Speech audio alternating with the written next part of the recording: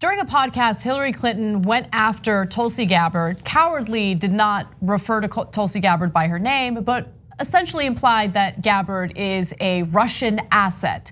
That led to numerous people defending Gabbard, including Bernie Sanders, and then that led to a former field director for the DNC attacking Bernie Sanders for defending Tulsi Gabbard. Now, before we get to all of that, I want to give you the exact statement that Hillary Clinton made in regard to Gabbard. Listen. I'm not making any predictions, but I think they've got their eye on somebody who's currently in the Democratic primary and are grooming her to be the third party candidate. She's the favorite of the Russians. They have a bunch of sites and bots and other ways of supporting her so far. And that's assuming Jill Stein will give it up, which she might not because she's also a Russian asset. So again, she did not name Tulsi Gabbard, but it's clear that she was referring to Tulsi Gabbard. She provided absolutely no evidence that she's a so-called Russian asset, but she made these accusations anyway. And so, of course, this led to a number of people defending Gabbard, and Bernie Sanders was one of them. And so he recently tweeted in support of Gabbard, saying Tulsi Gabbard has put her life on the line to defend this country. People can disagree on issues, but it is outrageous for anyone to suggest that Tulsi is a foreign asset. Now, in response to that, Adam Parkhomenko, I can't even say his name, but nonetheless, he was a field director for the DNC ahead of the 2016 election. He attacked Sanders for defending Gabbard, and here's what he wrote. Bernie joins Trump and thousands of Russian bots in defending the person who blamed the US instead of Assad for gassing his own people, not to mention his not so stellar voting record on Russian sanctions. And then here's the part that's relevant. Goes after Bernie Sanders by saying, let's go to the next one. F Bernie, I'd forgotten how much I despise that a-hole. Thanks for the reminder. All right, so let's break this down. So there's still some people who say, well, the DNC being biased against Bernie, no way. Really, are we, does anybody, the only people that still say that, I guess, are the Democratic establishment and almost everybody in the mainstream media. To say that the DNC was not biased against Bernie is preposterous. You embarrass yourself if you make that argument. And so now this guy was, to be fair, not at the DNC during the primary because he was busy working for Hillary Clinton. Then he goes to the DNC and then he works for there. Hillary Clinton, DNC, Hillary Clinton, who cares? It's all the same thing. I mean, look, we showed you the stories about how the DNC basically did money laundering for Hillary Clinton.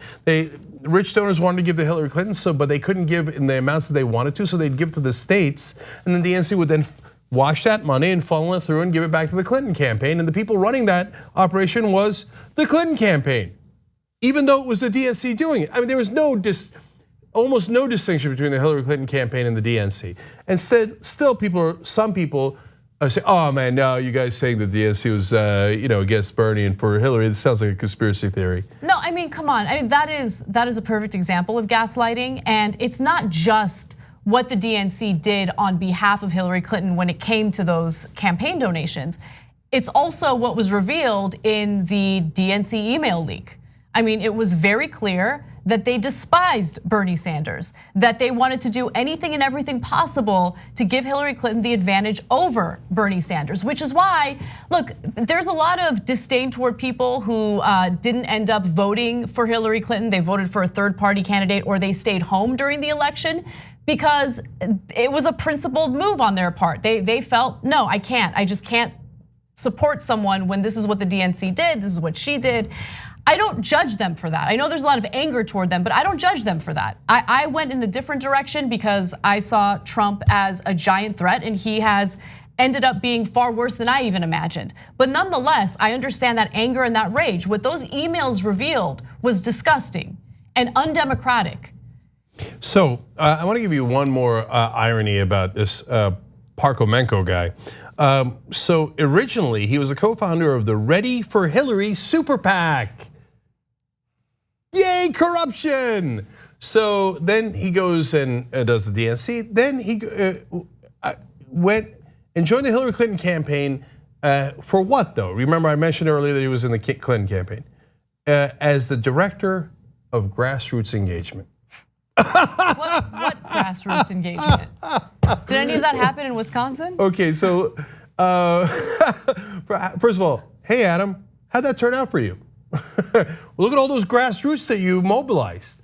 And then I love the irony of a guy who started a super PAC to collect money from billionaires on behalf of Hillary Clinton, then doing grassroots mobilizing for Hillary Clinton. But you know what, for Hillary Clinton, that is grassroots organizing.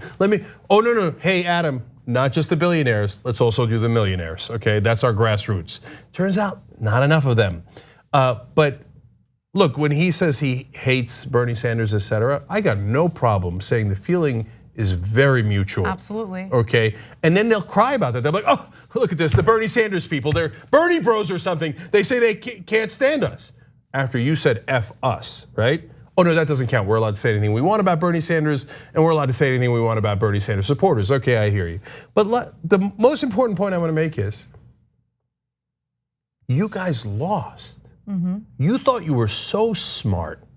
Oh my God, I'm gonna mobilize a super PAC and I'm gonna get all the millionaires on Hillary's side. And Bernie, he can't win. He doesn't have any millionaires on his side. He can't win. You need centrist positions that says the Republicans are not that wrong, they're just a little wrong. And I'm gonna do most of the things that are the same as this current corrupt system. And I'm gonna participate in the corruption by taking the corporate money, by taking all that millionaire and billionaire money. And that is gonna be popular with the American people. And Bernie can't win. Well, it turns out you couldn't win. It turns out you were an idiot. It turns out you were wrong about everything in politics. And you lost to Donald Trump. You should hide your head in shame for the rest of your life. Why don't you crawl back into the cave you came from and to your millionaire and billionaire friends? Instead of coming back into this election and going, oh, I know what the right answer is. Let's pick another centrist that loves corporate donors. That's a great idea. No, you schmuck. You're the one who had that idea last time and lost to a guy that was almost impossible to lose to one of the dumbest people in the country, and you lost to him. You lost to him. The establishment lost, the centrists lost, Hillary Clinton lost. Don't try to do revisionist history. If you didn't butt into this race, I'm bygones be bygones. But now trying to tell us what to do, get the hell out of here. Thanks for watching The Young Turks, really appreciate it. Another way to show support is through YouTube memberships. You'll get to interact with us more. There's live chat emojis, badges. You've got emojis of me, Anna, John, JR. So those are super fun. But you also get playback of our exclusive member-only shows and specials right after they air. So all of that, all you gotta do is click that join button right underneath the video. Thank you.